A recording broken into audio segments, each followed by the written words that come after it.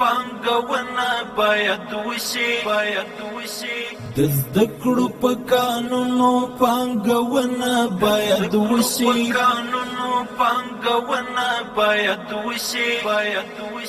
تعلیم ته باید کار وشي علم باید زده شي.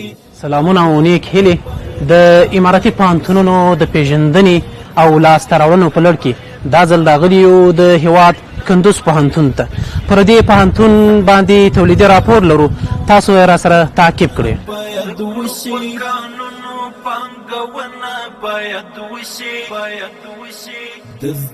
کندوز پوهنتون په شمال ختیځ زون کې یو معتبر علمي بنسټ دی چې د لیسانس، ماستري او دکتورا په کچه 201 علمي کادر غړي لري.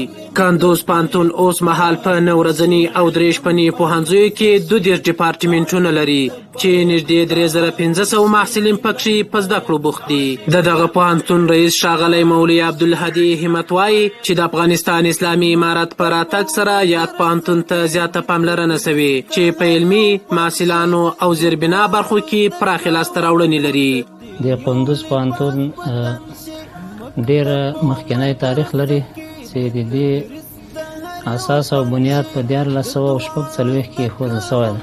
د امارت له راتګ نه وروسته البته د کندوز پوهنتون کې ډېره لاسته راوړنې موږ لرو چې له هغې جملې نه د کندوز پوهنتون په پوهنځیو کې چې 2 پوهنځي وروسته د فتح نه د لوړو زده کړو د وزارت له خوا نه موږ ته راکړلی شوي دي.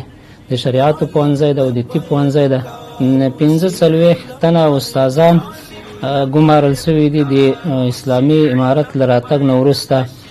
او همدارنګه موږ په ماسټرۍ برخه کې او په دکتورا کې 25 تنه استادان چې په ډېرو لوړو پوهنتونونو کې خپل تحصیلي دورې ترسره کوي د ماسټرۍ او د دکتورا په برخه کې دي. او بله لاسته راوړنه د څېړنو معاونیت ایجادول او اړونده ادارو ته تجهیزات اخیستل، د نړیوال ژورنال رامنځته کول دي.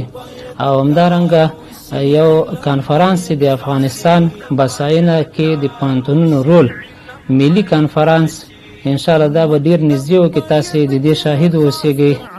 کندوز پوهنتون د مطالعې لپاره پراخ چاپیریال، یو مجهز کتابتون، د ورزشي لوبو لپاره لوبغالی، کمپیوټر لیبونه او په بېلابېلو پوهنځیو کې مجهز لابراتوارونه لري چې محصلینو ته وخت پر وخت علمي تجربې پکې ترسره کیږي. د یاد پوهنتون محصلین له زده کړو خوښ دي او زیاتوي چې د نظري زده کړو ترڅنګ عملي زده کړو ته هم پاملرنه کیږي. سامع الله عثمانی هستم، یکم از محصلین صنف دوم دپارتمنت کیمیا پوهنتون کندوز و قسمی که شما مشاهده میکنید دوستان عزیز، ما در لابراتوار یک تجربه کیمیایی انجام دادیم که مواد را با هم تعامل دادیم. از تعامل سودیم کلراید ما نمک استحصال کردیم. دیگه ما سپاسگزار هستیم از رئیس پوهنتون، از آمرین دپارتمنت، از استادای گرامیمون که در اجرای تجارب و درسایمون با ما همکاری میکنن. بلخوا د یاد پوهنتون د محصلانو چارو مرستیال ښاغلی پوهنیار ضیاالدین سیرت وایي چې د محصلینو د ظرفیت لوړونې په فرع په پوهنتون کې مختلفې برنامې په لاره اچولې او د عملي کارونو په فرع وخت پر وخت مرستندویه ادارو ته معرفي کوي.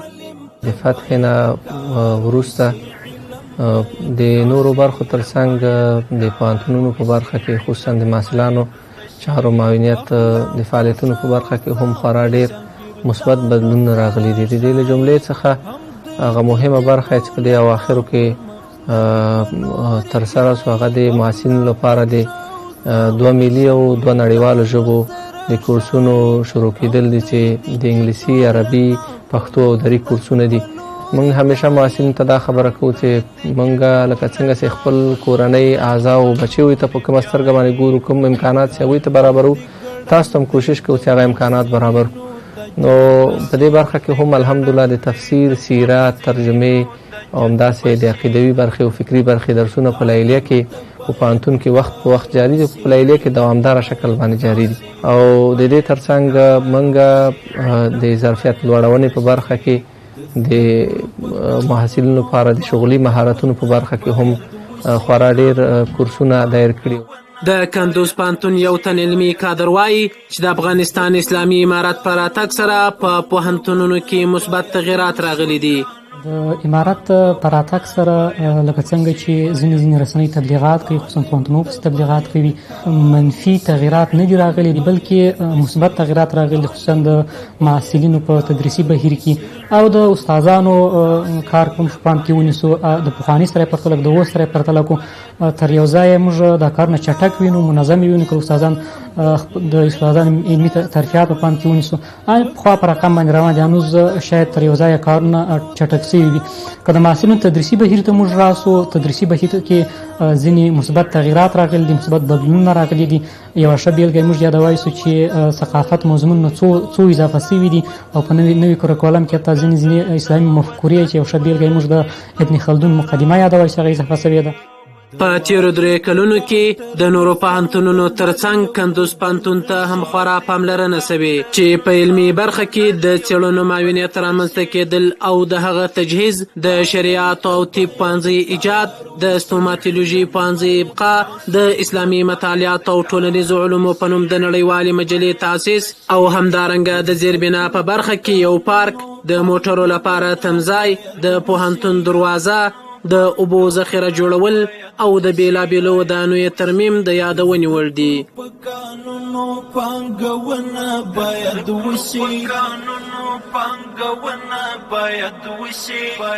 وشي، تعلیم ته باید کار